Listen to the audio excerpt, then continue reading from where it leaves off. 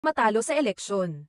Matapang na sumagot si Deo Balbuena, na mas kilala ng publiko bilang si Diwata, ang viral na pares vendor, sa mga taong patuloy siyang binabatikos online matapos ang hindi pagkakapanalo ng vendors party list sa katatapos lamang na halalan. Sa kabila ng mga pangungutya at negatibong komento, nananatiling positibo ang social media personality at hindi nagpapadala sa mga mapanirang salita mula sa kanyang mga basher.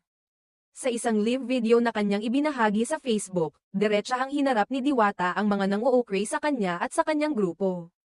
Marami kasi ang tila tuwang-tuwa pa na hindi nanalo ang vendors party list, kung saan isa si Diwata sa mga nominee. Sa halip na mainis o madismaya, ipinakita niya ang kanyang kalmadong pagharap sa pagkatalo. Aniya, "Talo ka Diwata, ano naman ngayon?" Isang tanong na tila hamon sa mga taong pinagtatawanan siya. Nilinaw ni Diwata na sa kahit anong laban, mapa-eleksyon man o